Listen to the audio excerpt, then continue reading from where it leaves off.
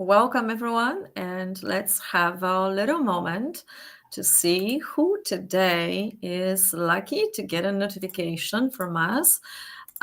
Because today's guest is with us for quite a time, and he is a director of Adamski Foundation, and this is really like probably like 60 years old foundation, if I'm not Yep. wrong. Hmm. Yeah, that's what it is. And it was created by George Adamski to actually deliver truth to people about what's really going on in the stars and who's really visiting us and how does it really look like and what we don't know but we should know about. So in this process now, the last one on the board is now someone special who is continuing with this foundation and let it go on. So I would like to introduce you today the director and the author of multiple books about topics that we are all so much interested in. So please welcome everyone warmly, Glenn Steckling. Warm welcome to you, Glenn. I'm so glad you're with us again. Yes, Joanna, it's been quite a while. It's a pleasure to interact with you again and your listeners, and talk about a subject which I believe is of ultra importance, and especially to expose some truth versus all the misinformation that is circulated out there. Exactly. And I think the notification let people know. So I welcome everyone who is with us today because this is really unique time when you actually can ask Glenn directly a question on the chat. We are seeing the chat is on our right side too. And you can directly ask him a question. But before that, of course, we're going to dive into question you already asked us on the Polish side. So maybe we start with a little bit of the update. So you were with us, you were telling us great stories. And for those stories, I invite you to the past videos with Glenn on the channel. There are multiple already with so interesting stories. However, it's been a while. We know you are a pilot of American Army. You were having extraordinary contacts with aliens also as well. And you told us so many stories. So maybe just a little bit update from you. What was going on those past, I think, 1 or 2 years we didn't see each other? It's been a couple of years since we talked last. Just to clarify, because I am a very stern stickler for accurate information. I was not a pilot for the American military. I never served in the military. I was an airline pilot for many decades, and I I see. retired several years ago. I think the last time we talked must have been, oh, at least 2, if not 3 years ago. We did 5 programs and probably over 10 hours of information. So we now we now can reopen that box and take a look in there. Yeah. As far as what I've been doing since we last talked, just after we talked, I released another book called "The UFO Reality: Can Truth Prevail?" Thank And you. you have the cover there, Thank and you so much. it's a Yes, substantial I got work. this. Yeah. Yeah. So Hmm. much appreciate. Yeah, that really touched my heart. Yeah. And so it is a an accumulation of a huge amount of information, of archives and documentations and authentic photographic records. And so it was well received in Europe. I have since had it published in Italian. My Italian publisher released it, and he is also now working on redoing it in Spanish as well. And I also have a different publisher who is working on the book in the French market for in France. And so multiple languages. The word reaches a hopefully a large crowd of people who have interest in what work we do and what we have to say. We are uniquely different Mm. from what is being promoted and perpetuated out there in this UFO field of late. And so I think that anybody who is looking for accurate information and just not hearsay, I never approach the subject by saying, well, I said so, or I got it from somebody else. Well, I try to have self involvement so that I can relate to people who listen from a firsthand perspective and not from he said, she said, or maybe they said sometime that can't be verified and what have you. So I feel that I am able to address the subject from the strongest position rather than the most obscure. And to help you to do that, please, everyone, if you're seeing this, pass this information, pass our videos to others so they can actually have the correct information, because there is so much misinformation. I have so many questions now today considering what's true, considering aliens. People are really misled because in age when we have AI and every 5 minutes somewhere there is put video with alien here, alien there, and that of course is something fancy, but also it plays with our imagination and then with our perception. Once it's playing with our perception, we don't know what's true anymore, what's not, and then those files can get lost. And to not allow it, every time you forward this video to another 10 people, that will help us a lot. And of course, if you would like to have this book, now you have access in other languages. Is it going to be in Polish or also? I have not sought a Mhm, publisher mhm. for that in that language. The I submit the book and they review it. They're also doing it now in Asia, but I think that there's a large concentrated resistance to the exposure of information because it doesn't sell as well with those who are looking for the fairy tale land, the fantasy, the horror show rendition of what is being said.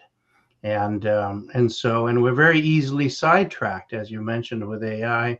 It's easy to fake things now that is so good that very few people can tell the difference.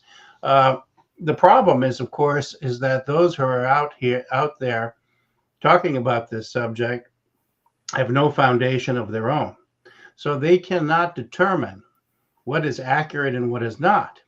So consequently, they grab the whole basket and pull it in and throw it back out, and then everybody says what thinks that just because so and so said so, then it must have validity to it, and they don't realize that since these people have no experience, no foundation, no facts of any kind, that they're just basically regurgitating uh, others' information. I give you an example. Recently, here in the US, we have a program concerning disclosure. And in my Mhm. book, you will see that I have a chapter that deals expressly with the fantasy of disclosure. And so Yes, I thank watched you for that. I watched the program and I applaud the efforts of people, but overall, there was nothing there. In other words, there's a huge effort to erase or whitewash past UFO history. And so, because we want to rebrand it, we want to call UFOs UAP so that there is a disconnect in future generations with the previous classifications.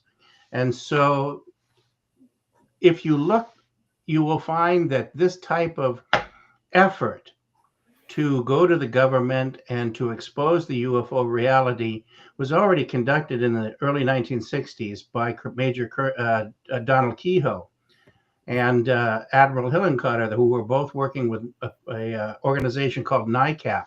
And they brought over 12,000 files before Congress. Speaker McCormick, Lyndon Baines Johnson, Gerald Ford, Barry Goldwater openly stated that as a general, that he couldn't even gain access to the information.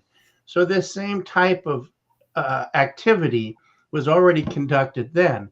Then it was done again in 1968 before Congress with Dr. James McDonald. And then to some extent, it was done in 92 by other personalities and what have you. And so what has happened is nothing has changed. Nothing was revealed. So, to say disclosure, well, let me show a few videos of what our pilots have taken. This is all old news. And not only that, it doesn't answer anything. It doesn't disclose any true factual information behind it. Right? It creates even more mystification and more questions and doesn't answer anything. And so I found the program myself very nondescript. Mm-hmm. And they wanted to use, they pull out CIA so and so and a military officer so and so and educated academics so and so. They were trying to validate what is being shown and said by replicating it through so-called personalities that are supposed to have some type of stature, because everybody wants to be told the truth. They don't want to go out and look for it themselves. And so they're hoping that President so-and-so or so-and-so and so-and-so is going to spoon feed them the information and the truth and reality.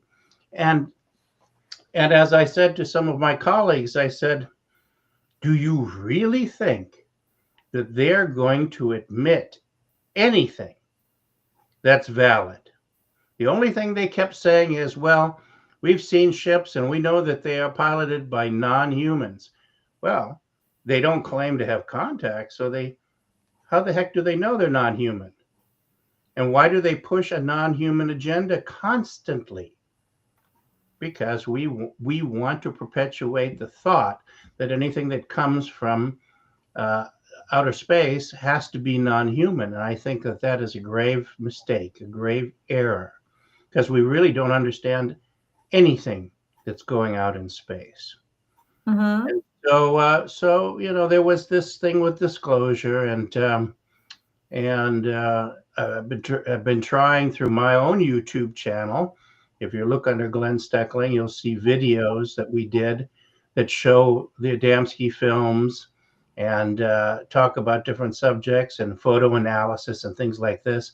So there's a huge plethora of information available that we have put out. And as I said before, there seems to be more receptivity in Europe and somewhat in South America, because here in the United States, things are very suppressed. Yeah, I'm glad you mentioned that, because that was also my one of the questions already. Of course, what do you think about that? You answered that already to us. But it's very, very weird that nothing is actually said and there is no conclusion. Yeah, there are some files, and actually through that time you showed us much, much more. Oh yeah, there's much more There's much information. more in your foundation. That's Yes, I actually yes. wanted to buy it, right, from Georgia. Well, when my father went to the Pentagon and spoke before Uh-huh. Colonel Freeman and his staff, Colonel Freeman had a history in the 1950s of trying to open up and expose the UFO situation after the 1952 July incident, where these flying saucers flew in formation and performed aerial maneuvers over Washington, D.C. And so they were photographed. It was printed in front page news.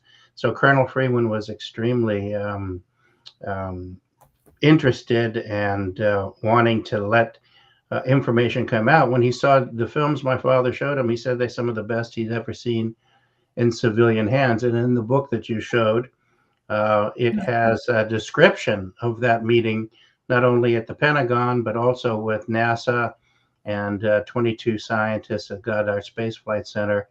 So I wanted people to see that there was an immense amount of history, an Mm-hmm. immense amount of knowledge and fact that circulated in that time on a level quite unlike we have today. I mean, I had the opportunity around 2000 and I think 13 or so to go to be invited with four scientists out in the southwestern United States. These people were well known in their field, the top-notch people, and we talked about this situation for a period of 3 days, and we had many interesting discussions. And you don't see much of that anymore, simply because it's too easy for these marketers and well, there's a word we're familiar with in Europe, shyster. There's so many of these people that run around and make claims, and once again, you're supposed to believe them because who they think they are in prominence. And so, in reality, this subject is much more focused and much more dealt with in a real Mm-hmm. and cognitive, factual manner, and that people aren't seeing much of that anymore. Or they just see the magic. Exactly. I actually have a question about that. So all this time, maybe I will be able to show it a little bit. That Yeah, was taken a long time ago. The cameras were different, and people asking why we don't see them right now when we have such great cameras. Right now, we can take any phone and just click it, and we don't see it. And we it's so do. The thing is exactly. that the Uh-huh. pictures are taken, but they're not distributed. And so that's the issue. We don't see them as much because the level of activity is lower today than it was during certain specific historical times for very specific reasons. But the idea is that photographs are still taken, film is still taken, Mhm. and if you follow the subject, you will be able to see some of that. And yes, everybody walks around with a phone, but you have to look up and not down in order to see something. And everybody's looking down, totally mesmerized by this hypnotic device called their cell phone and their personal PDAs and everything else. So it doesn't help in some circumstances. Okay. Um, I had myself quite interesting things. Like, of course, people can dismiss it as it's a cloud, it's nothing, it's hard to see, and really, like the clouds were they were looking like a clouds, and you have sort of a pictures like that, like here, almost something Hmm. like that. I saw that recently in Barcelona a few months ago. Yeah. And of course, I took a picture. I have it somewhere. I posted even on Facebook. And normal, I think, is this rationalization of people. They say it always just a cloud, Joanna. It's nothing special. And shortly after that, we see lights in the sky. That happened to me a few times, like lights. And anytime I point it to people, they tell me, Joanna, there is a party somewhere there. I'm sure that's why the lights are Well, traveling. they come up with a million excuses, but they never come up with the proof behind the excuses. They can blurt anything out of their mouths, but where's the proof? And so Because, consequently, like, you can seriously, call it there was no party when it was like on the shore, and it was really right. hard to locate it. But of course, if I'm told by 30 people, and then I'm taken as a stupid one, but No, don't. I'm testing everyone. I'm testing everyone because I'm very much interested in our perception, how our perception is connected to what we believe in, and we are unable to see the truth Right. because of this, just because of this. And we have so many facts, so many proofs. Like the truth is right there in front of us. Question: why do you think their activities is lower than before? Is it really so, or we just don't see it? What's going on with that? Why? Well, there are specific reasons. The huge amount of sightings that came in the late 40s and through the 50s had to do with many different things. observations during World War II. Uh, the pilots of the squadrons reported these devices on both sides, both the Allied and the Axis side. So it wasn't just one group of people, and so we had come to the nuclear age in November of '52. We exploded the first hydrogen bomb. So there were a number of events that occurred here on our world that drew the attention of those who were traveling space, because our activities set out ripple effects of energy into space, which of course affects their ability to peacefully travel on lanes of magnetic force without having disruptions. So think of it as an earthquake type of situation where the rumbling and the whole system of space has cataclysms in it where the instability causes issues. And so this gathered their attention. They came to see what was going on. They noticed that we were right on the verge of many different things. We could have gone to a more progressive state, or we could have descended into chaos, and they were watching to see where we would go. Adamski took President Eisenhower in 1954 out here in California to an air base in the desert, in which he met these extraterrestrials. He came back down and landed. That has been talked about. Where the story goes totally divergent and into falsehood is at the description of what was going on.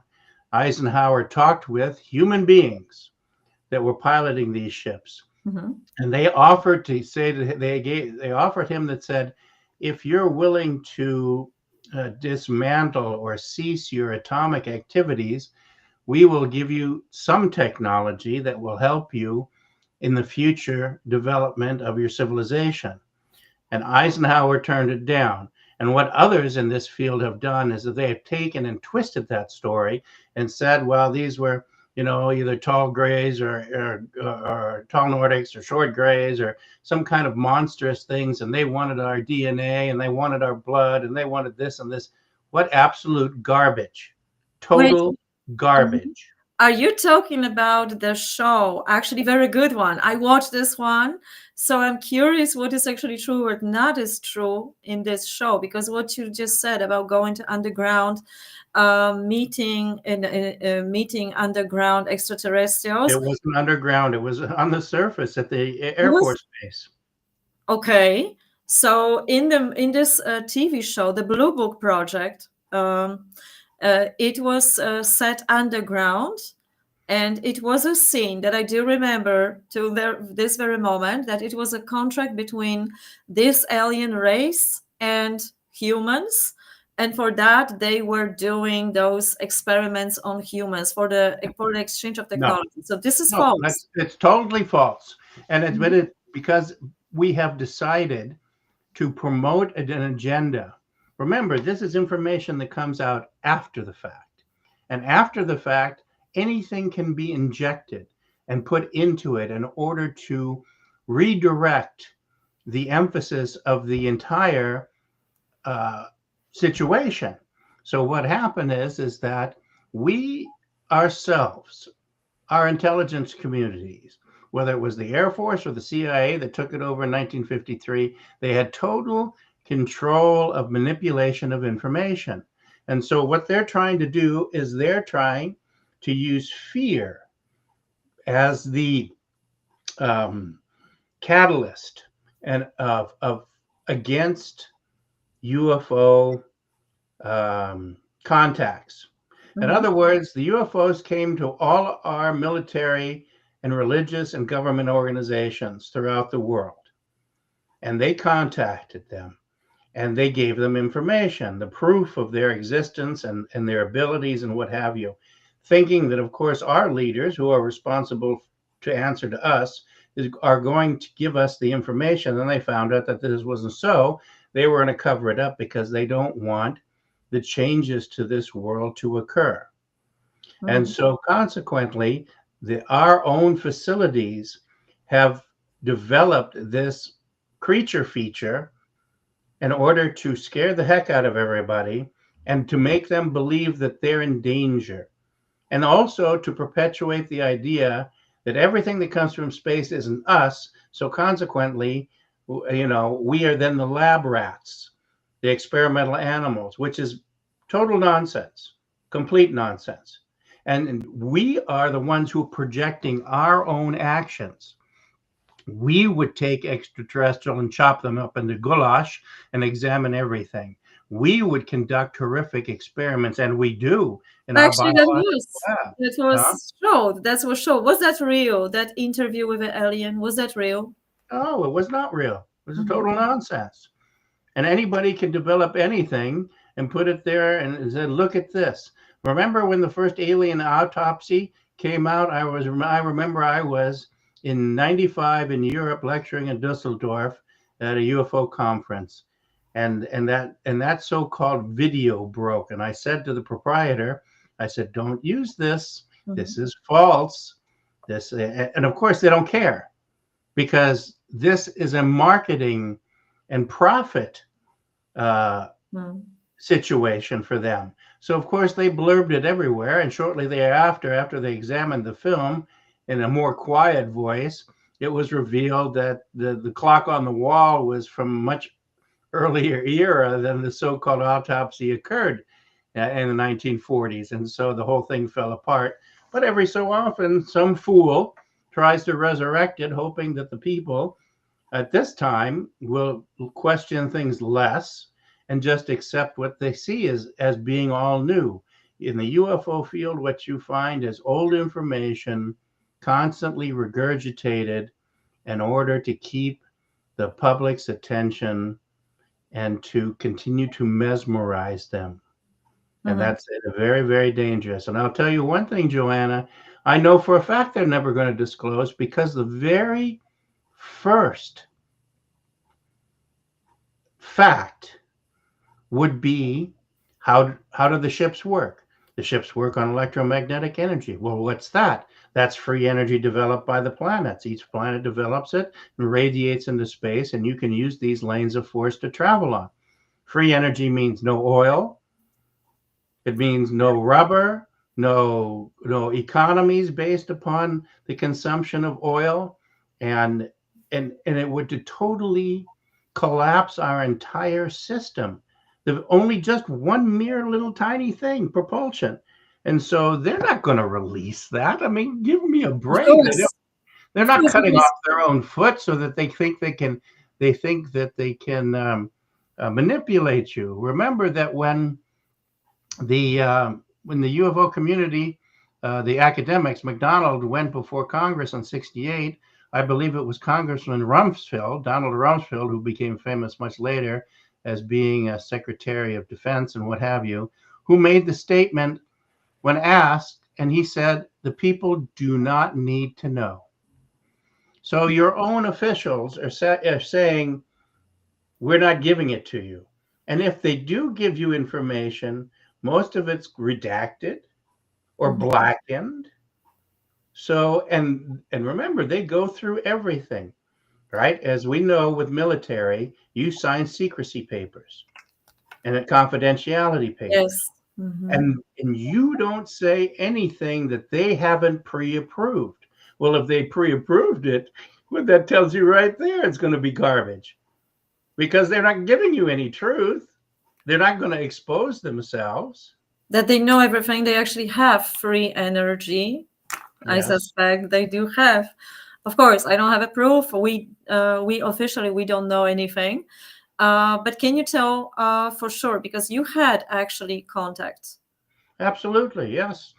With George Adamski, we met his contacts, his space people, and Mhm. and we had conversations with them. They would come to the house occasionally. They helped my father produce his first book, "Why Are They Here? Spaceships from Other Worlds," that was released in 1969, and we had interactions for many, many years thereafter. When people ask me, have I seen them recently, I'll say no, because I think the last contact was about 15 years ago. But Why? Could we? Okay. why? What difference does it make? How Mhm. much more So do you I need need to have? right? I've seen them, met them, I've interacted with them, I've seen the ships, I've traveled the world, and I've seen them both as a professional pilot and otherwise. I Mhm. mean, how much more do they need to give me? There's nothing. I have all Here's that I actually need. here's actually interesting thing because there was also an interview with Samuel who met the author of this Tiaobia prophecy, those Taigetans or those other species that he was taken on the ship, and the author of that book, he got very depressed after that. He described everything in his book. But Samuel find him in another country. He left his wife. He got divorced because he couldn't really come to his life on Earth. The level of life, how everything is manipulated here, it just doesn't agree with him to the degree that he could not find a purpose anymore on Earth. That's pretty interesting. And Well, mhm, that doesn't apply either, because first of all, mhm, there are races of extraterrestrials. There are not species. There are no reptiles. There are no crayfish. There are no manta people. This is all fantasy, because if you know the slightest amount of background into biochemistry, all the biochemists will tell you that is all garbage, because the sequencing, the RNA and DNA, the organic molecules, the compounds that create life are the same whether you go step off of this planet or any other planet across the cosmos. It is permeates through the entire womb of space. This womb of space is where the planets are created, and these materials bombard and flow through the atmosphere onto the surface of the planet so that life can evolve. So this we have this whole notion, well, we go there and we go there, and it's going to be different hot and different pressure and different this, because we have total ignorance. And the ignorance is that the planet becomes inhabitable for the human genome at a certain point of its development, just like we didn't have humans here for a certain point of our development. And so consequently, we throw everything out the window when we think that outer space is there. And so first of all, when somebody tells me that they've interacted with all these different 150 different species of extraterrestrials, I go, "Quatch, that's nonsense." And every biochemist I've ever had talks with will tell you okay, the same so thing. tell But I'm us. not done. And Okay. so and so when we talk about interactions, when somebody tells me they beamed onto a ship, I know right away they're liars, because you cannot beam sentient beings from one spot to another. You can beam non-sentient devices like rocks, chairs, mechanical devices, things like that. But anything that has a soul to it, whether it's animal or human, Mhm, you cannot beam, because you cannot reconstruct the energy of that soul. That is unique upon yourself.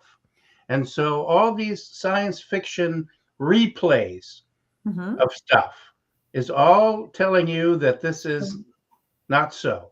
So the Star Trek actually teleporting from one place to another human being is not true. That's false No. information. Well, it's Interesting. science fiction. It's just a program. When People are you taking science fiction literally. When Mhm. they when the science fiction, when the show Avatar came out, then people within a week started running around and says, "Oh, I saw an extraterrestrial that's all blue and got a long tail." I mean, people have, Yes. they have no, they have nothing upstairs when they start to do this kind of stuff, because they wish to live a fantasy, like you mentioned before. This person says that life was too difficult here and I don't have a purpose. Well, life creates a purpose for everything. There's no such thing as no purpose. Mhm. So your destiny, your purpose comes from the creation of life, the creator of life, whether you want to call it God or whatever name you want to give it. And so it doesn't come from anywhere else. And it's with you everywhere you go. So if a person is confused and has a misconception of something, that doesn't have anything to do with aliens. That has to do with a person who has some, psychoanalysis that may need to be done. Mm-hmm. Okay, so we don't know what this particular author saw, but when I had this interview, I actually could perceive the energy of those beings, and they were very friendly. Of course, I have my own visions and the dreams or perceiving because of what I'm doing in life. But at the same time, I check that with people. Otherwise, of course, I don't have any other proof to what I'm seeing or what I'm sensing is this is exactly what people are perceiving. But perception is very tricky. That's why we always have to check it and observe it. So when we have this observer mind, we can see that. Tell us how the aliens that you were encountering and talking with, how they were looking like. Like you and I. Exactly. It's very Mm-hmm. important. So Mm-hmm. the most alien races out there, actually, what people are saying that they had an encounter, were looking like humans. So more they call it like Pleiadians because they look like those Nordics. That's more like a people like, not reptiles, not other mantis, because there are many people talking about it. So it's very, very hard if people are so convinced. We also had a lady from Australia who was telling that at night to the, children, she's a therapist, and children were actually drawing the same paintings of aliens. And these were looking different. They were looking like combination of humans and animals, like lions, like grace, like different. So what are we really dealing here? Because definitely there is something to it. If so many children and parents are scared, frightened, what's really going on, are coming to a therapist, and those children, they don't know each other, are actually showing those pictures, then is this another race? What do you think that is? Called imagination. You're bombarded by it on television 24/7. Every day, every week, every month, it's projected to you. And what's projected into you, into your perception and your brain, it's done already through the cartoons with the children. We poison the minds of our people every opportunity we have, and then we wonder why it becomes effective. Also, you have such a huge amount of so-called psychiatric professionals who have decided that they want on this bandwagon, and they have no issue at all projecting their type of belief systems or whatever agenda and thinking that they have upon anybody they can get their hands on. If you look at my book on the chapter of abductions, you look at Susan Clancy, who is involved with the University of Harvard and the studies that she did, and she shows you the mental parallelism by people. And the more people who do it, the more replicate it, and the more copy it. And then everybody starts saying, "Oh, look, all these people are doing it, so it must be real." Well, you've got all these people who believe the Earth was flat, and you believe the Earth was hollow, that the moon was a hologram, and so on and so forth. Just because people want to believe it, that doesn't make it true. And the more monkeys who are running behind it, everybody thinks, well, I need to run behind it too. And so consequently, it's so easy to manipulate the thinking and the minds of the people. I give you an example. The big case that happened in Africa with the school children in the schoolyard when one of the ships landed. Some of the children drew bell-shaped crafts and people coming out of it, and other ones didn't draw so well and they drew something else. So what did they show on the program? They showed 90% of the stuff that was corrupted, and they hardly mentioned at all the other group of children who didn't agree with that, what was being shown, and didn't depict that at all. So we have become very purposely selective in order to promote an agenda that is going to be uh, contributing to what we want to do. And so, I mean, Mm-hmm. it's really not that strange. I mean, you go watch one of these stupid shows that Spielberg or any people who these put out, and then they wonder why they dream about aliens for 3 days. They can't get any sleep because of this huge beast that's chasing them around with the big jaws and the driveling mouth and stuff like that, because it impresses upon your subconscious. And then when you start to allow the subconscious to come through, whether it's a night or when you go to sleep and you're supposed to calm Mhm. down and your thinking is supposed to stabilize, and all this stuff comes through. I mean, the greatest hypnotic device in the world is that television. Yes, yes. It's very important what we are talking about right now, because perception is actually like it's the key and the portal here to understand that we can be tricked. Our perception and imagination can be tricked. And this is also studies by Joe Dispenza and any other neurologist, that what we think of, what we imagine, it's also psychology, self-fulfilling prophecy.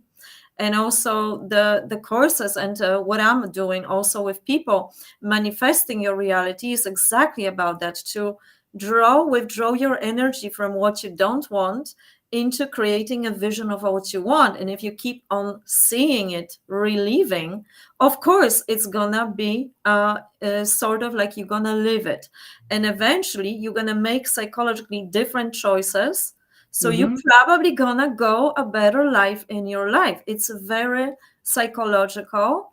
It's also working on our functions, our hormones. Our hormones work better. Our neurons fire differently, so we can actually switch that reality. But the perception and the self-belief and system, like bombarded by I would say this is like a black magic in wording, spelling us every day, constantly in information through internet right now, because most of us watching Yeah. internet, that, Mm-hmm. oh, this is not possible, this is not possible, oh, look at that, believe in that, don't do this, do that, follow this rules, we tell you the truth. So if you hear that 100 times, even in a day, it's like a bad affirmation. So people, like on automatic pilot, must believe it.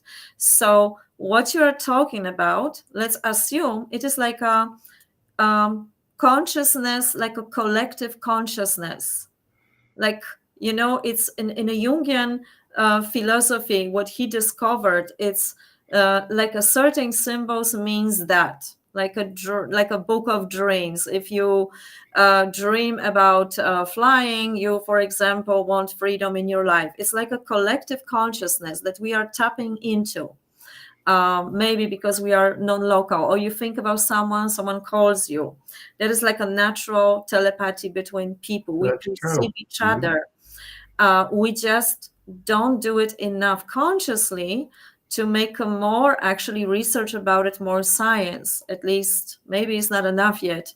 But I will tell you one incident, and I'm very curious because I'm looking at those from different perspective. I cannot prove what I'm seeing. I only can prove it when I'm telling people what I'm seeing in my cards and my vision, and they are confirming that to me. So I always say, when I read tarot, don't tell me anything. Let me tell you, and then you will know. Because otherwise, how are they going to check if I'm telling the truth? So it happened also long time ago on this channel. I had a lady, she was telling that Pleiadians are coming to her. They are visiting her constantly. And one of the night, I had a very weird incident here. So something metallic was like waving around my ears and introducing itself as a Saint Mary, that I should open up, receive the message because it's Saint Mary, like religious thing. And it was feeling very metallic, very unfriendly, and very disturbing, like I had a noise in my brain, like noise in my head. And it was sort of painful. And I woke up. I say, okay, I don't want to dream that. I wake up.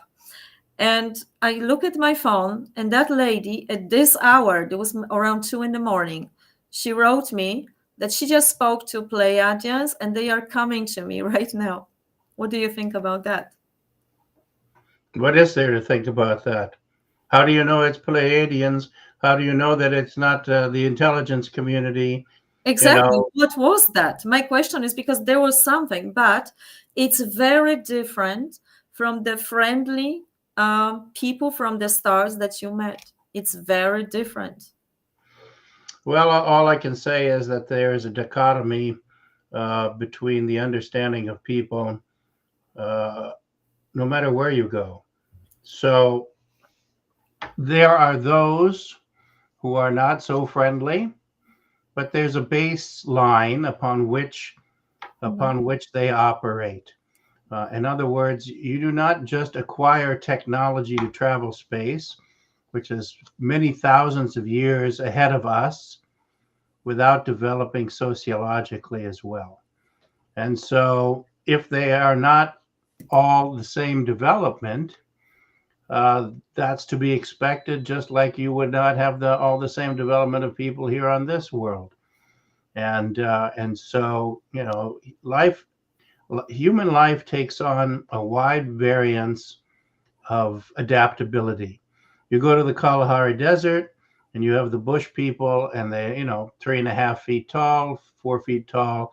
And you go somewhere else and you have the Watusi, who are 7.5 feet tall. You have people of different skin colors, eye colors, hair, all of that. But they're still human beings. They still have the same development: arm, leg, feet, eyes, everything else. And so, um, just that same differential also exists in mental capability. I think that what we don't understand is we project our own barbarism upon something and somebody else. In other words, we have no problems in our laboratories, our biological, chemical laboratories around this planet, about doing horrific experimentation upon animals and human beings as well. And we have for some time. And so we have created mutants, and we have done some very nasty stuff. And so, since this is our mentality, we automatically project that upon anything or anyone who supposedly comes to visit us, because that's how we would act. And that does not give credibility to those who have advanced far beyond our so-called low level of existence and what we portray. We Mhm. have had many savants and sages who have come over the eons and told us the same message: know thyself, and you shall know all things.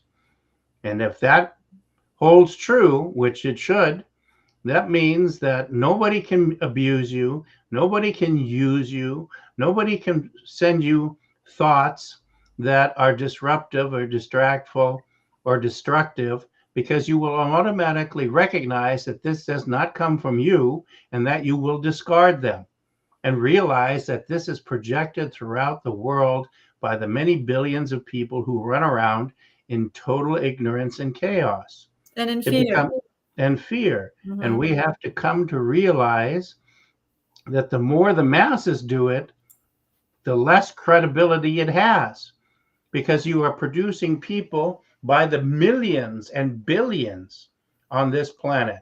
Throughout history, all the way to the 20th century, you had 1 billion people. Now, in the last 100 years, you got 8 billion people. So you're replicating that type of thinking over and over again. And then you wonder why people are running around and doing the same thing. It's, History likes to repeat. it's very simple. It's But very what you're saying, it's extremely important. You have no idea how many people, sometimes they're writing also that in comments, but also on the sessions with me, or any other way.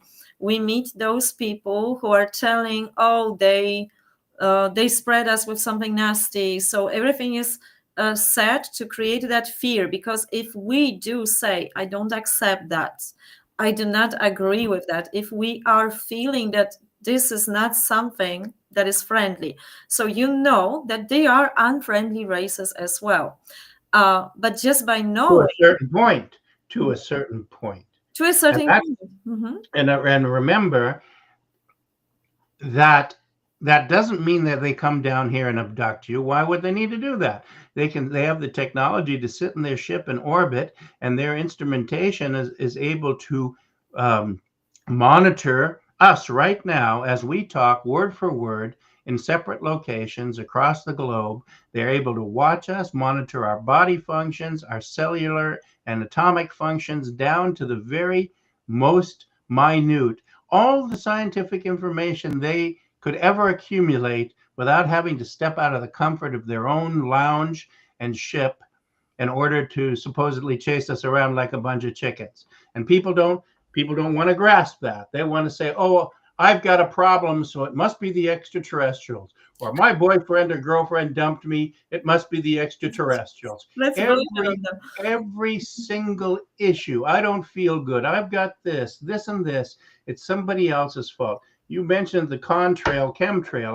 I deal with that in my Yes, book. we were dealing with those. I deal Yes. with that in my book as well. And Uh-huh. people are so totally ignorant. There are, what, 60,000 airplanes in the sky every day, and they are navigating along highways in the skies in which they travel at different altitudes. That's why you see a plethora. And the exhaust that comes out of the engine has to do with the difference between the temperature of minus 50 some degrees at altitude and the 800 degrees of the engine core. And when the two mix with the condensation of the atmosphere, you get a jet trail. Big deal. And this people are saying, oh, well, we're being sprayed. But none of them logically think that there are 400 and 500 billion tons of pollutants being pumped into the atmosphere every day by developing countries, and they don't think about that causing them any harm. They're worried about an airplane flying over them. I mean, the total imbalance of logical, rational thinking is cataclysmic now. This is interesting what you're saying because for a long time I had no idea what to think about chemtrails. For example, Greg Braden recently in the videos also were telling that people are sort of sprayed like in the food. The food is poisoned. And it actually makes sense because if you say that now that there is a pollution and even the vegetables, everything is sprayed and people in the mask on the field are spraying in order. So the insects cannot eat it, but can we eat it? So it's good for us, right?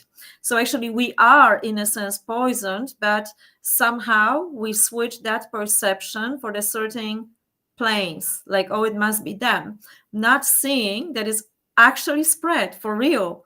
It's just from other sources, so many Well, sources. yes, because think about this logically. And having flown airplanes all my life all over the planet, I can speak of personal experience. Airplanes do not carry extra tanks for anything. They are designed to have people, bags, and gasoline.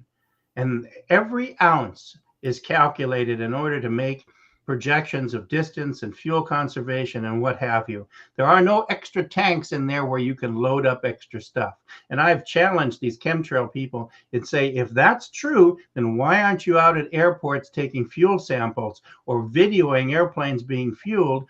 Because you know that they're not getting any extra. And 60% of all airplanes aren't even in the classification where they have the ability to dump fuel. Only wide body airplanes over the weight of 250,000 pounds can dump fuel at 5,000 pounds per minute in order to get to a landing weight where they can land safely. And so think about this. Let's just use an arbitrary figure, 30,000 feet.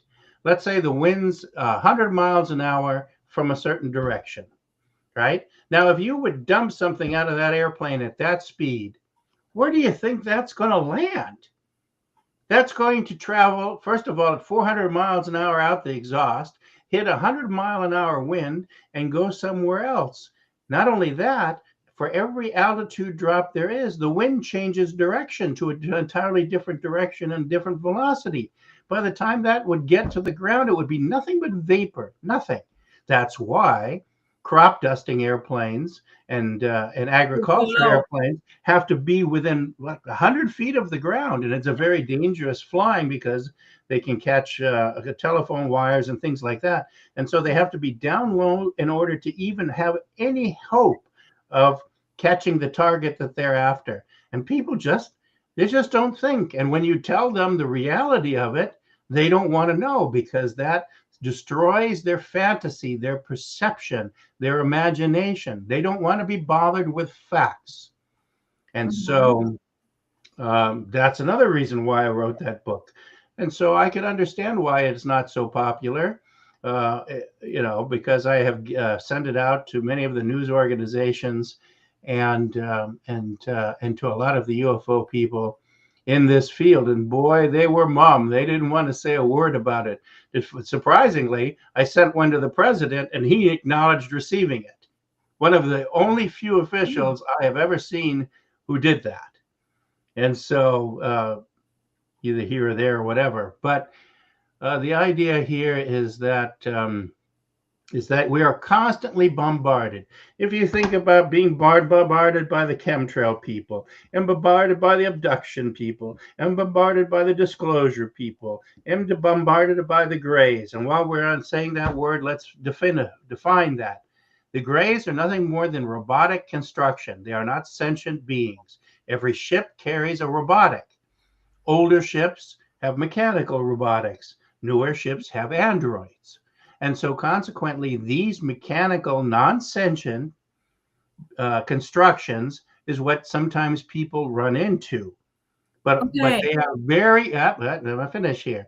They have very limited function. They have very limited program. They do not take you. They do not slice and dice you. They are not designed for that particular function. And so consequently, people who have seen these particular devices, like for instance in Roswell at the crash that was there were 5 beings. One was alive when they got to the crash site, and we killed that person immediately. The military shot them dead. Wow. Oh, what? There's a nice welcome for you. Welcome to Earth. Bang, you're dead. But Yes. one of the discoveries was a robotic device, very much like a gray. And that doesn't have to have a same human design, because it's not designed to do the same things. And so I think that what has happened is it has become a popularism in order to try to gain acceptance. Look, I saw a gray, so you must accept me now into the community, and this kind of nonsense. Well, Yes. my thinking is exactly the opposite. No, I didn't see a gray. I saw a human being. And everybody goes, oh my God, how is that possible? They always criticize George Adamski. And what did that man do? He told you that intelligent people from other worlds come to visit us to bring us a betterment of understanding. And they hate him here with a passion because of that. Yeah, I because there mean, was no. really got some psychological issues upstairs. Mhm. Oh my God, I have so many questions at this point to you, because you are revealing it really to switch our perception and look at from a different perspective, to really question what every one of us is really believing in. The Because original Mhm. perspective did not include all the distortions that we have now. There is this concentrated effort to separate the generations from the original occurrences in this field. Because anybody who knows both sides of the history is going to say, hey, wait a minute, it didn't start this way. And why would it be different now? And where have you left that information aside? Why have you left that information aside? Because it's very simple. They don't want you or anybody else to question the narrative that they are promoting now. That's why UFO became UAP. It's nothing more than trying to separate the old in order to get the new. And this is called generational brainwashing. Mhm. I'm wondering, what are we dealing with? I believed in chemtrails a very long time, but it's like a belief because I cannot prove it, right? So when you describe it, because we talked about it in previous shows as well, about this, about manipulation with the weather, there was so many topics we already touched there, but it needs really exploring to switch our perception. I always like to listen to every side of whatever people believe or trying to prove me or show me, because only then when we are able to talk about all of these perspectives, we know we're not biased. The worst is when people start to protect their beliefs, not having information, and they start to fight you, like, oh, you, right? Right, right. But And as that's long as people can have that conversation, we can actually nicely, we can peacefully, with understanding, show what is actually polluting our planet, where those diseases are coming from, to not blame it on the pilots and those, because it's like a transference of the attention that we look up, like, oh, it must be that. And we don't look down that the crops are sprayed by the poison and we eat them. That's far more, something that we should actually pay attention to and switch. But other thing is all those people who experience, because um, I don't say that anyone's experience traumatic. I have numbers of weird experiences in dreams, conferring with other people. So there is something to it. I'm just looking for the best understanding, because sometimes in the dreams, I already discovered that it can happen that if a group of people or someone or something can implement you other, like, memories, you can be dreamed up into the field of something else. And we have a number of those exercises in psychology. So when you tap into someone's feelings, in family constellation does that the person suddenly becomes someone's father in the group session, and starts to perceive ancestors' feelings. It's very, very real. So there is something going on with all those abductions experiences. Something is going on with people now. I'm wondering, because it's also a psychological thing, that it's possible to bring hypnosis to the wider to the crowd, to the wider range of people. People can be hypnotized and they do remember memories they don't have, they did not and they can experience. also be compounded with memories that never existed. That Exactly. is the danger of hypnosis. Hypnosis becomes a very highly volatile platform for suggestion based upon who is suggesting that. So, in other words, what has been said is that if the hypnosis performer has a bias and they say to you, instead of what happened Tuesday, they say to you, what happened when you were abducted Tuesday, they have planted the seed Yeah. of that false narrative within your brain in order to allow the imagination to take over and to construct that. And so that hypnosis, everybody wants to say, oh, look, the hypnotic people are doing such good work. And in some respects, they're doing the entirely exact opposite. And and so so one has to be cognizant. Why would you willingly give up your own cognizance? It doesn't. You are not any less able to have memories of past lives and past associations while you are cognizant in yourself. And so we seem to think, well, we have to suppress something in order to come up with something else.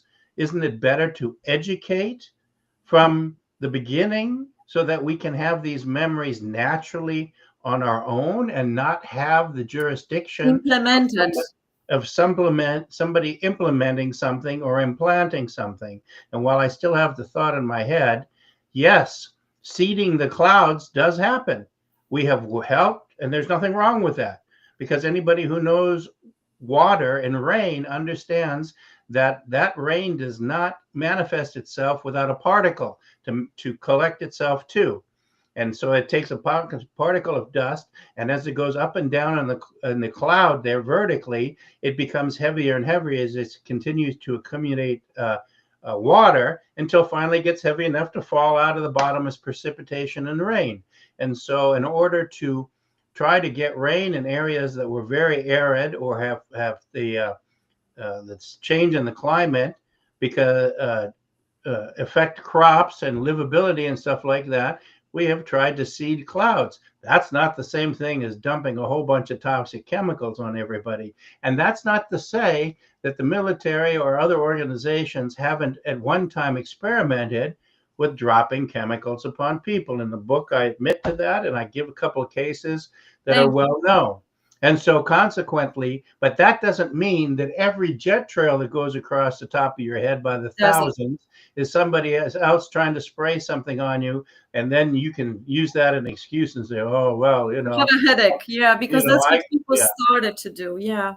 Absolutely, and they say Mhm. that it affects them psychology wise, and they go out and do mean and terrible or violent acts because of that, and that's all because of the degradation of our own personality. It doesn't have to do with anything else. And so, but getting back to this, remember what you and many people do not understand is the power of the mind. The power of your mind and its ability to project its thoughts is immense. And so It is. consequently, It is. consequently, when you hold this thought in your mind like this about, oh well, if somebody's what about the horrific thing about the so-called abduction or this or that, you can self-create circumstances that your mind is willing to accept as its own. That's And so true. we have to be Mhm. very, very careful with the unchecked and undisciplined mind.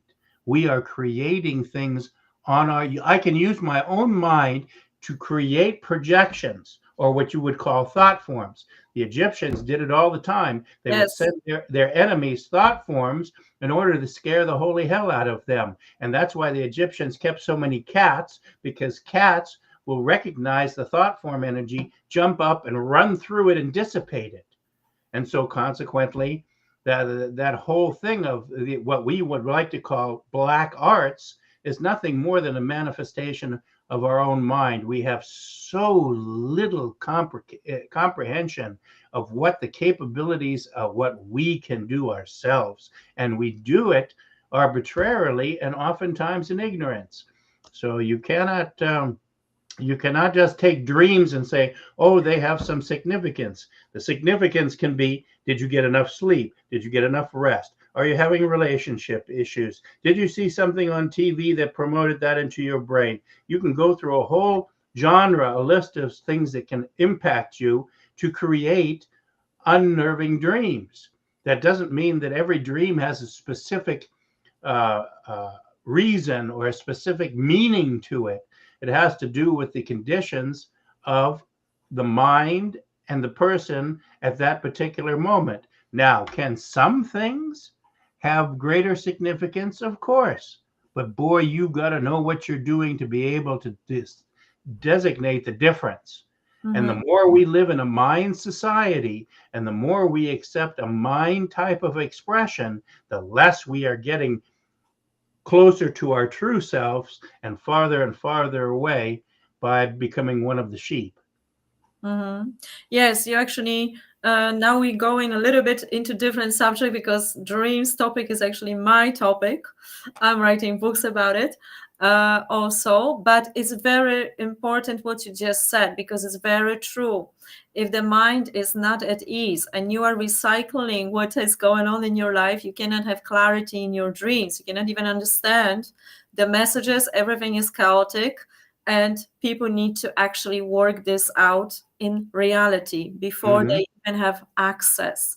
The same with regression sessions, the same with visions. If people have not clear intention because it was implemented by other people, so they don't even know what they want. They think they want something, but it's not their wish, but it's their parents, for example, wish. My job is to decipher that and check it, because if this is the wrong intention, they actually harm themselves even more. And what you just mentioned, I call it as a black magic on yourself. Those negative words, those negative projections, those negative interpretation of what's going on, it's actually black magic on yourself. So creating also thought forms. Yes, in some aspects there are groups of people who do black magic. They sending thought forms in order to scare someone or whatever they want to do. I don't know, I don't care. So some people can perceive it, and you're very right. The cats are like jumping that time. Every time something like that happens, people report to me, and I also had a cat. So the cat is like jumping, like this energy is hitting, but then it's also the clarity is clearing it. So it's something very, it takes actually great deal of consciousness and questioning our thoughts, our emotions, because in fact, even our emotions can be coming from someone else. Sure, It absolutely. happens Most of the so time many it is. times. Most Yes, 95%, I'm telling you, like, don't take absolutely. it personal, is somebody else's. Hmm. Absolutely. Once again, know thyself, and then you Exactly. will discard that which is not yours, and it is not yours to react. Look at how easily we manipulate people.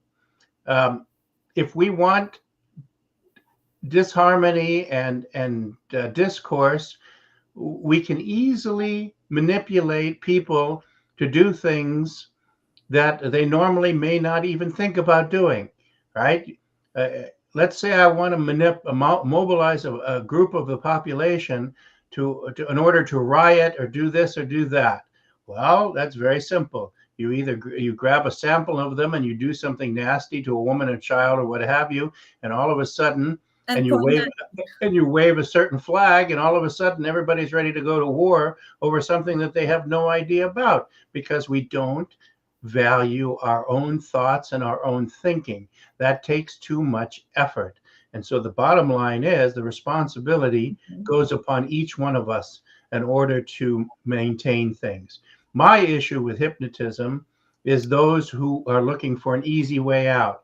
Hypnotize so you don't smoke, hypnotize so you don't eat, blah, blah, blah.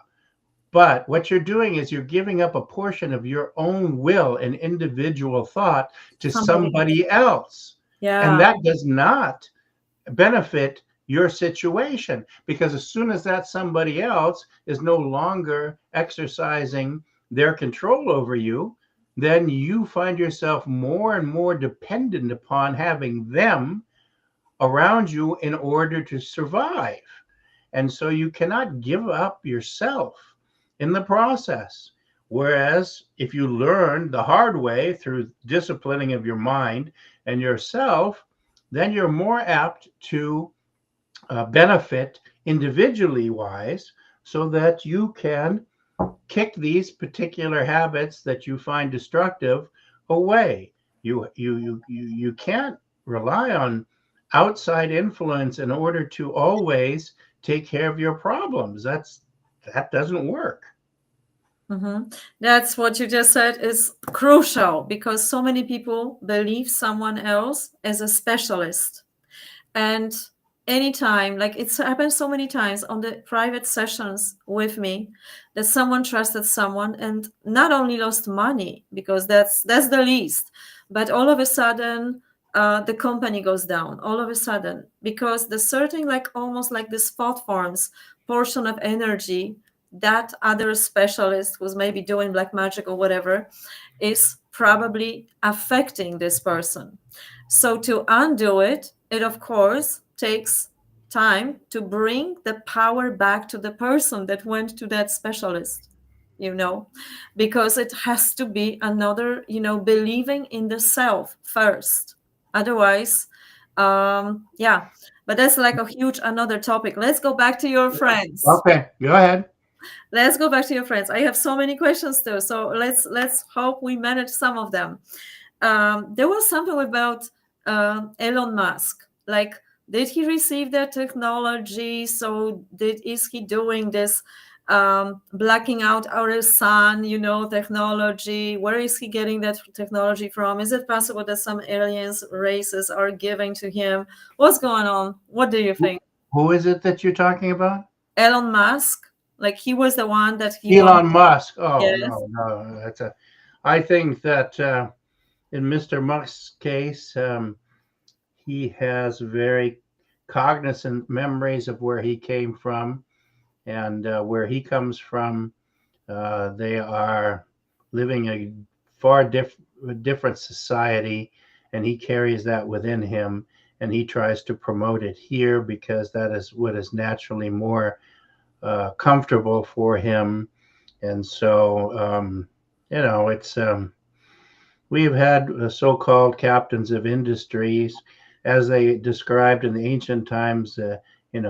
Giants of people. That doesn't mean they're 20 feet tall. It means they're giant in stature and in accommodations and what they perform. I mean, it's like that would be like saying that when I watch the football team, the New York Giants, that everyone is supposed to be 10 feet tall, which is absolutely ridiculous. And this is nothing more than wordplay and syntax used by people in this field in order to confuse the subject any further. But Mr. Musk is, he is, he does what he does, and that's about that. I don't concern myself with that. Once again, you do what you feel that you can, and I don't worry about those outside the realm of my So, association. some people are scared that he's going to manage with that sun, and sun is, of course, supporting us. So, Nobody can manipulate the sun. That's ridiculous. yeah, I mean, he has plans. that's absolute garbage. And if you think about it, once again, that's due to the ignorance that we have scientifically. We don't teach the science in schools anymore the way that we should. We don't promote understanding about space and our planet and the universe. And if we did, then people wouldn't buy into these type of accusations. I mean, how easy it is to throw out accusations about something when you're not required to substantiate and prove what you say. You just let it flippantly out of your mouth and then allow the destruction to ensue afterwards. And that happens every day, everywhere, whether it's politics, religion, or anything else. And so, I think that it's best not to even participate in that. Why participate in destructiveness and uncertainty? If you want a better world and a better understanding, you got to stand for it and you've got to promote it. And so it seems like that, particularly in this field, the exact opposite is happening. Mm-hmm. Okay, another one. There are many channels, and people also ask about it. To believe it or not, that thanks to internet and artificial intelligence, some of the people can actually like sort of channel or communicate with alien races, and they have a direct channel from those alien races through internet. So what do you Well, think about it? The well, question they, was ma- to they believe it can make or not, they but make any claim they want to. Once again, how easy it is to make claims that you don't have to prove, you don't have to provide facts for, you don't have to do anything. It's if I chased every ridiculous accusation, whether it's interdimensionalism and time travel and all these other fantasies, yeah, all you do is spend your entire life running behind these unsubstantiated, uh, unprovable claims, and you get nowhere. So all it does is tie up great into greater confusion and greater um, whatever whatever is greater that there is. It's to me, it's a waste of time. They always say to me, Glenn, did you read so and so's book? I said, hell no. yeah. Why would I want to waste Um, my time? I mean, I can pick up a book and look at in the back and see what's being described. Somebody beamed up in the garbage, somebody taken and dissected and examined or probed or whatever in the garbage. I don't waste my time with things that I know aren't true. And whether other people like it or agree with me, well, I tell you what, I could care less. I think people don't have such a ability to differentiate because not everybody studies science from the early age, and not our education system is not learning, not teaching people to differentiate and to think, but to follow blindly and repeat. Even the tests and exams are designed like that. But what you are telling is already the answer for everyone who is confused. Once you listen to some programs and you're experiencing confusion, the next step will be hypnotizing you and manipulating you. And some of the files, like MK Ultra, actually talk about it, right? Did you hear about MJ this? What do you? MJ12 Mhm. is very, there's a very small part that's true, and the rest of it is totally manipulated. Tell And us. and so so it's so Please. because it's an easy avenue. Think about this psychologically. If you sat for a minute and said to yourself, how would I easily promote an agenda and confuse people? The easiest thing to do is give them something which is piggybacked on something else.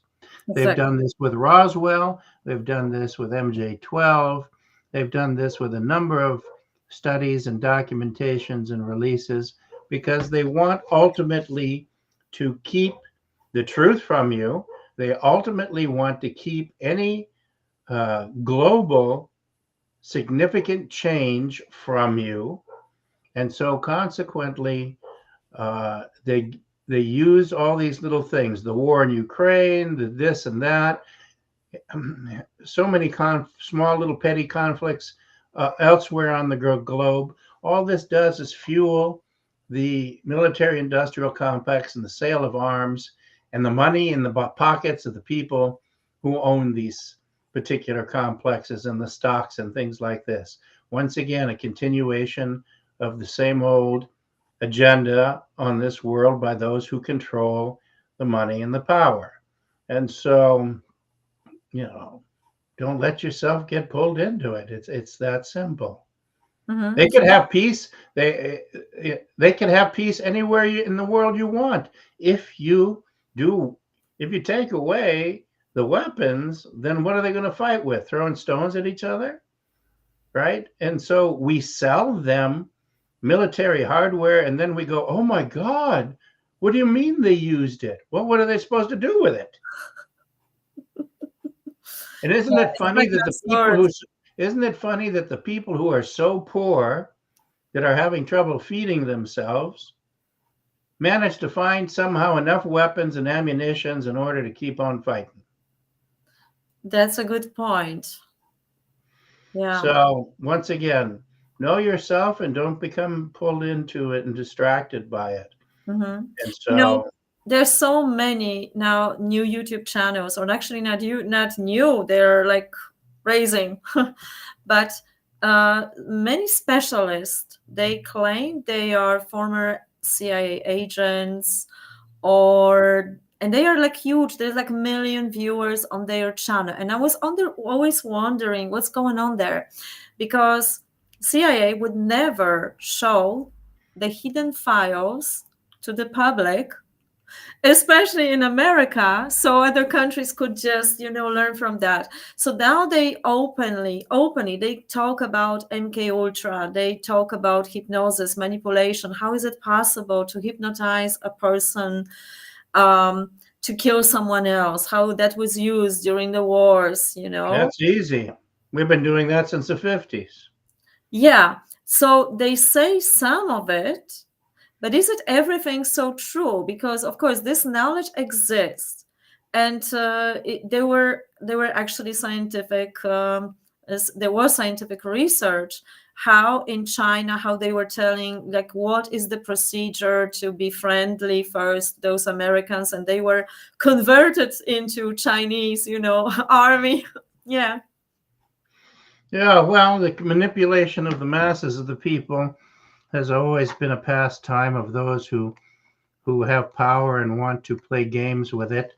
And the more people that we continue to overproduce, in my opinion, overpopulation is our greatest threat. But we continue to overproduce. And so consequently, was it, I believe I thought saw the statistic somewhere where Mm. we produce 20 million more people are born every year than die. So after 10 years, you got 200 million people, and And after 20 years, you have almost a billion people. So you're adding a billion people to the roster every 20, 25 years. And so the availability of fresh water and uh, and and sustainability going to become a very uncomfortable situation, which I'm glad I will not be here for. Ouch. Okay, so now what your friends from the stars told you, maybe they told you something like a message from humanity, something that you can remember, something about our future, because that doesn't sound so optimistic. And Our future is what we make it. Nobody's going to step in and force us to do something else. That doesn't exist. And a lot of the new age people are preaching, oh, the age of Aquarius and this and that, and this benevolent force is going to come down and change everything automatically for you, and so on and not so on. gonna Blah blah happen. blah. That's garbage. That doesn't happen because that shows a total ignorance of how creation works. Creation works by giving each one a level of understanding, or better yet, it gives you the opportunity to attain a level of understanding. And each person is different across the board. And you just can't take a group of people who are not willing or unable to comprehend this massive change and smash them into it. You can't put a round peg into a square hole and smash it in and expect it to work. And so there is no, nature would never do that. Never do that. Nature Mhm. gives you the ability and the grace in order to progress and to understand and to accumulate experience so that you may elevate the person that is inside of you. And nobody forces you into it. You will never get greater resistance than somebody coming to force you to do something. That's the only time we unite. And that's what we're being told now too in this disclosure program. That comes from space. It's not only non-human, but it's a threat to our national security. Well, lo and behold, oh boy, that means we have to build more weapons and arm ourselves even more and let the military industrialists and those who control it get more and more richer until you have a system on this planet where you have two tiers, ones that have and the others that don't. And so it's It doesn't go in a good direction with everything what's going on with those electronic IDs, with a more power, less and less freedom and privacy for people. It's like it's built up. But for some reason, you are doing what you're doing. You had a contact with those friends from the stars. And of course, if I would be them, I probably wouldn't like to live here even, seeing what's going on with Earth and how misinformation is spread, how this manipulation, hypnosis is going on, in order for some people benefit from it and actually send other to war, right? Maybe it serves a purpose. Maybe it's for people to wake up and unite and not let it. Maybe that's the reason. But what your friends were telling you when they were connecting with you, how you felt around them, what like self belief, what belief they had, what they were talking about with you, if you could they review. talk they talk about the experience of being able to be exposed to universal principle and universal knowledge and creation the more they travel space. And this one group that I was talking to had traveled already to about 15 different systems, and all that they have learned, they feel that they have an obligation to pass on. And whether we want to accept it or not is totally up to ourselves, because once again, they understand that by nature, the ability to accept or to embrace a greater understanding is based upon our own level of thinking at this particular time. And they have found that we have gravitated to an ego type of existence and not a consciousness type of existence. And the more we follow the ego, the more self-destructive we become, because the ego thinks of self. I want more. Give me more. And so on and so on. And I can have everything. And all this other stuff that is totally irrelevant, because you can't have everything, and you can't have more and more and more, because there's only a finite amount, and the more you take, somebody else has to give up until they get tired of it and say, I'm going to take it back. And so we live a mind existence here, and can be very self-destructive. That's why we go through ups and downs in civilization. Basically, our civilized areas in the world and societies, we're lucky if they last 400-500 years at most. And so then there's this immense crash, and then we start this whole process all over again, because we just are not willing to step away. We tell people, well, you only live once, so you better grab all you can. Well, what a convenient notion to get what you want. Manipulation too. It's manipulation, and so this just drives people harder and harder. And even though the truism that you can't take it with you is very self-evident, that doesn't prevent the people and their greed and their self righteousness and what have you. And so Mm. you are surrounded by that. And so then you wonder why you see more and more people claiming the same thing or replicating the same thing. They're only getting it from the one who stands next to them, and the one after that, and the one after that. And so Mm. we have this belief that just because more people do it, it must be right. And I happen to be of the other thinking that the more people do it, it must be wrong. Mm. It's also this implemented consumption, consuming, not only now buying more stuff, having more, but also more information without time to actually reflect what's true Mhm. and what's not true, without questioning, which is, well, the newest research said that AI actually using ChatGPT makes her more stupid because we don't use Well, our it doesn't surprise me, because once again, we give up a greater portion of ourselves and our willpower and our personality, and allow something else to think and to act for us. And we think that that's a great thing. We do less and less ourselves. AI can do this, and they can do this for you and this for you. I have no problem with technology, that it's of a benefit. But Mm. boy, you better know what you're doing to make sure it is of benefit, and not just benefit for a select few and the rest of them, well, too bad. So we have to look very comprehensively at what we embrace. Why? Why do you think those um, I call them friends, friends from the stars, Yeah.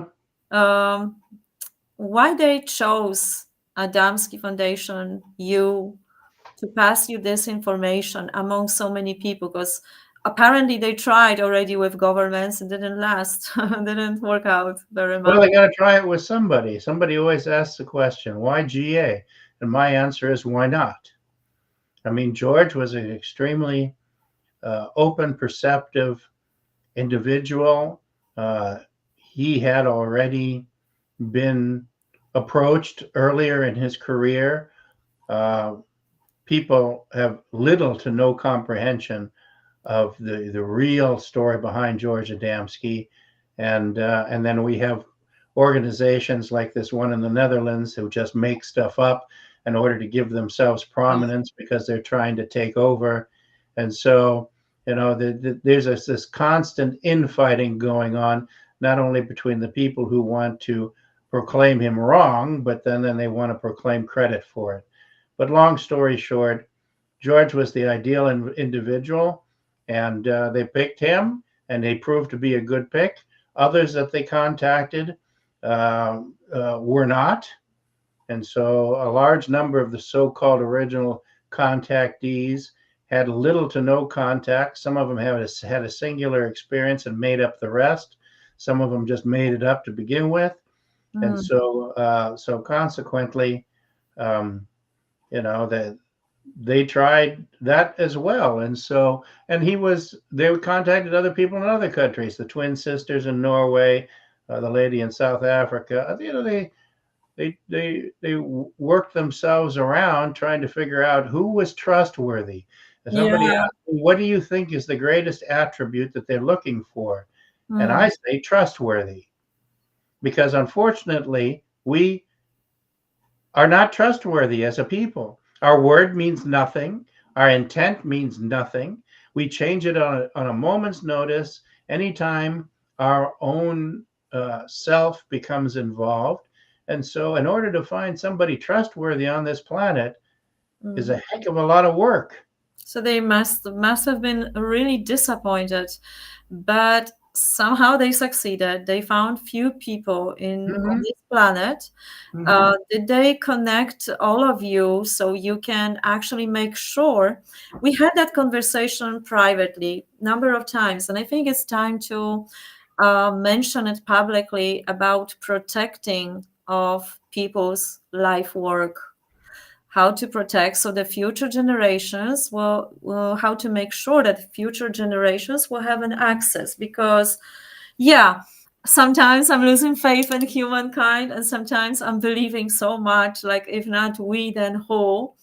But of course there are people and there are people, there are greedy people and there are those who just want to live, but also they want to make sure that they complement by their presence on earth, they complement the earth and other people. So how to make sure to protect this kind of knowledge, the foundation, the people who have something important, they gather information, the real science. So in approaching times, whatever comes next years, 20, 30, 40, 50 to us, to make sure that this knowledge won't be lost. Did I Well, say something? well, two things to say here. A friend of mine who is a who with whom I have had a great deal of past contact with, was invited by a group of his space contacts to go off world for 2 years, and he went. And so it's that's so it shows that there is still some activity. And I told him, I said, in 2 years' time, if you're given the opportunity to stay where you're at, don't come back. There's nothing to come back for. And why get torn away from an environment where people are living in harmony and looking towards a collective advancement? Come back to this utter chaos and this other zoo of expression here. And so Right. things like that is still happening. As far as maintaining, we maintain what we can while we can. I'm I'm not worried about what happens after I pass away. How can I? I did the job that I could my entire lifetime, and I put out as much information as I could for those who feel um, that there's something to it. I recently got contacted by a military pilot who traveled very high. He was part of the program where the aircraft travel in the upper atmosphere up 80,000 feet, and that he had seen several craft, Mhm. and so he talked to another pilot friend of mine who I had discussions with, and so now the three of us are conferencing and talking to each other about these circumstances. Little by little, things domino here and there. You do the best you can, you know, and whatever I leave to posterity, well, that's going to be it. And I'm certainly not leaving everything I know or everything I have. That's not anybody's business. So I have been a caretaker and I've done it relatively well, I think. Some people have accused me of being a gatekeeper and holding back information. And to that, my answer is hell yes. I've done exactly that. Because just like a parent doesn't tell a child everything, I don't tell everybody everything I know either. It's not for them. It's Your based product. upon, once again, the comprehensiveness of the people that you're dealing with. So But on the opposite side, I've released so much and provided so much that if that doesn't do the trick, nothing else will. Yeah, and this, Why worry about it? I don't. I've yeah, reached a point in my life where you did your I, job. I did my job, and I have been dependable. I have never sold out. I would never sell out anything for money, and I believe that I have fallen under the auspices of being trustworthy, and that's why I think I continue to have interaction in this field. Mhm. You know, so that's it. I don't. I believe in what I know and have experienced myself, and I understand for a lot of people that is not an easy thing because they haven't experienced it and they haven't been exposed to it. And I don't judge them for that, but I try to point out the pitfalls of what is being promoted out there, and so they don't fall into this sea of confusion where they don't understand anything and nothing of progressive ability is um, is available. Mhm. Well, So well said. Well said with everything. I don't have nothing to add to it, only to ask anyone who is listening to that to pass this information so we can make sure that the true information spreads out there, and those who are listening can differentiate between what is false and how to actually differentiate. When you feel confusion about something, then check it out. And also I recommend not only this book, but you wrote so many books, like we show some of them right now. My Glenn is reading another book because I got more. here's one of them that we have revised Yes, and put yes. out as well, Behind the Flying Saucer Mystery 2.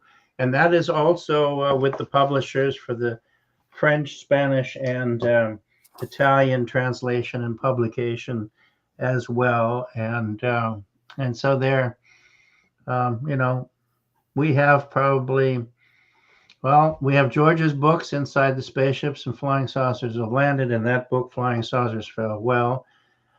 We have my father's two books, and we have my book. So it's there's So material available. get it, get a copy for your friend. The Christmas is coming. And also keep it in your library for those future generation. I do believe that if someone is keeping the books in the library, sometimes we find such a treasure when we go to our family houses sometimes, and there are books that someone wrote and people were not even known those times. And there's some true knowledge, some wisdom, but here actually you have facts, so you can really find out for yourself. You don't have to believe Glenn, he actually proved it. No, And also, please do not forget, because I'm always forgetting about this part when I need to say that, please subscribe to the channels of here, Joanna Pilatowicz. And also, I have an additional two channels in case whatever is going on with YouTube. But also to Glenn Steckling channel. He has his own channel. You can also connect with him. You can also write him. Your books are available on Amazon or directly from you. they have the eBay. My newest book is from Amazon. When you go in there, you'll see that the original publisher is called Blurb, BLURB.com, and they're the ones who produce the book to order. So when you order, they will print you up a brand new one and get it to you. But they have three listings: a hardcover, a softcover, and then there's a listing for Amazon, and it's a different price because Amazon tacks on a 30% surcharge, so Mr. Bezos can make a lot of more money, Uh, and so you will see the three different price structures. Just take the cheapest one, and I have some of them available on eBay that if orders come through, then I can fill those myself and sign books if people want signature autographs on them. And so or contact me via email through the website Adamski, Adamski Foundation, all one word, .com, adamskifoundation.com, and you will see our extensive website. Has a lot of information on there, and so I encourage people to take a look. But the YouTube channels show the films and the photos and many other things, and so that's where the, shall we say, where the oomph is into the what we release. Yeah, you actually sent me. I posted a short video of the object, flying object. It's also on my channel. I posted it here too. You send it to me so people can see it. And also for my lovely Polish people out there, that you're going to see this afterwards, and you're gonna have a subtitles in Polish because now AI can do that for us, and that helps. If you have any questions to Glenn, please write it in the comment section. You can write it in Polish. I'm going to ask him next time. Hopefully, we can do that. Yeah, yeah. I'm going to ask him those questions because it's very, very important. Step by step, we build up a very strong structure that nothing can actually hypnotize us, manipulate us, and so on. There is so many things I'm learning. Past years, like the time really has a sense of speeding up. Like we have to process so many information because we are bombarded by this artificial now information. I don't know if you noticed, but even if you go on Instagram, almost every post is not real. It's not Yeah, a I it's don't do Instagram. I don't do tweets You're and stuff like lucky. that. Don't do that. No, Don't I do don't it. waste my time with that. And the funny thing is, I'm also partly Polish from my father's side. They came from a town in Poland, and so I have some background. I can't speak the language, but so I have some affinity But there. you have Polish roots, so welcome, because that is also not a coincidence that we bring you to the Polish people more. Polish roots. Maybe your star friends had also idea about that. Yeah, because Polish people are special people, but they know about it. So please ask me, and I will ask Glenn, or you can also write it in English, maybe if you have a question to him, and we'll be very happy to do another video, another meeting. Then we have a reason to do it faster, not after years. Sure. And yeah, because yeah, it's great to have a book, but it's nothing so alive when you have actually another human being talking about it and you have this vivid experience. It's like we can experience it through you when you talk about it. Myself, I have multiple more questions because I would like to get to know your friends. And if your friends from the stars are hearing us, can you please make it that we can meet with Glenn and you guys somewhere? I So can't arrange that. They do that themselves. Anybody who claims that that they can draw the space people to them, that is not true. That they they come to decide. who They they decide. they decide, they determine the advantages and disadvantages. They very closely study the people in the Yes. situation. They do not want to create more problems than they solve, and they know our mentality much better than we do ourselves. So that's not to say that they're infallible, because we can be very tricky, but they make those decisions, and I leave that up to them. And I don't question their methods or their motives. I have learned over the many decades uh, what they stand for, and the Mhm. benefits that they bring. So now officially and publicly, I'm inviting your friends to the contact. And Yeah, when that is possible, also with the presence of Glenn, because I'm feeling that he would also welcome visit from you. But of course, it's your decision to do that. But feel invited. I'm inviting you, wherever you are. okay. I can only say that we have in this in a quantum physics non-locality, so I'm sure they are hearing us. Oh yeah, they monitor. Whenever the subject is brought up about George and the contacts and the original history and things like that, they keep an eye on them, and they keep on an eye on the people who are listening and what they say. They like to, like a poll, they like to gather the measure of receptivity and what people are thinking, and whether pro or con, it doesn't make any difference. And so I would safely bet that they keep an eye on things. Yeah. Okay, so I think I said it all. So thank you very, very much for being here and taking time. And I also thank you, all of you who were today with us. I know it's in English, but Annika, you were keep on going, and I saw whatever you wrote here, everything almost you wrote here. And thank you for commenting, for being with us here. And for the rest, we of course wait under the video. But also many thanks to your alien friends, to your friends from the stars, because in the spirit they are also with us. And Yes, that's true. Well, we all can be thankful for something. yeah. Okay. So one more time, thank you all with thankfulness. Until the next time. Bye, everyone.